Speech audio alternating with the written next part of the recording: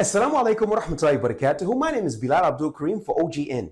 Today, we're going to discuss an operation which took place in the al-Bab area of northern Syria on the Turkish border. Let's get started. First of all, the participants were Ahmed al-Shara, the new president of Syria, and his security forces, and none other than the United States military. They carried out a joint operation against those suspected to be ISIS members and leaders. Let's take a look and see what the United States CENTCOM, the United States military, had to say about the operation to establish that indeed it did take place. They said, quote, "Early this morning in al-Bab, Syria," now we're talking about approximately 2:15 local time, Friday morning.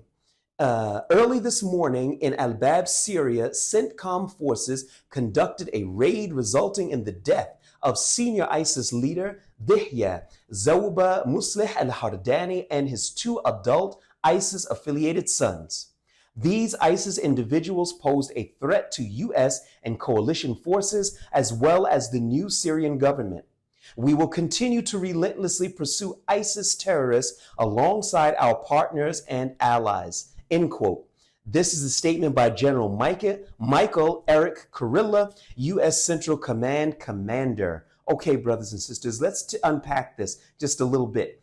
Issue number one, firstly and foremostly, we're not going to talk about the Islamic ruling of bringing in the non-Muslim United States forces into the fray, but we're going to discuss how is it possible that Ahmed al-Shara could put together alongside U.S. military forces the Muslims from his security services to carry out a joint operation. How this is possible, I am not certain. Why? Because the United States is arming, bankrolling, politically covering, and funding a genocide just some kilometers away from Syria, because it's all Bilad Sham, and of course we're talking about Gaza. How is it possible that those forces could be allowed to operate inside of Syria? Now, as it states here, it says that it also threatened the new Syrian government.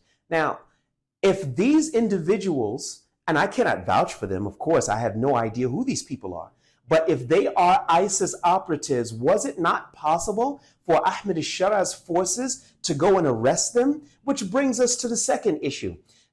This entire revolution was all about justice. Now, the problem that I'm having here is that if it's about justice, then why were these people not given an opportunity to defend themselves in court? Was it impossible to arrest one guy and two sons? I find that to be difficult to believe, that it's impossible to arrest these individuals. Why is it that the Americans should be allowed to come in and pull off a kill operation inside of Syrian territory? Now, you've got to remember something. Abu Muhammad al-Jawlani, Ahmed al-Shara, he himself was on a global terrorist list just as recently as last year. He was just released from that terrorist list. What if 2 years ago, or 3 years ago, or 4 years ago, he was targeted in a kill operation where he never had an opportunity to show that he really wasn't a terrorist? And I've never thought that Abu Muhammad Jawlani was a terrorist. I differ with him in many things, many of them Islamic, but I never thought him to be a terrorist. But if it would have happened the way that this happened under his watch, he himself would have been killed without having an opportunity to exonerate himself.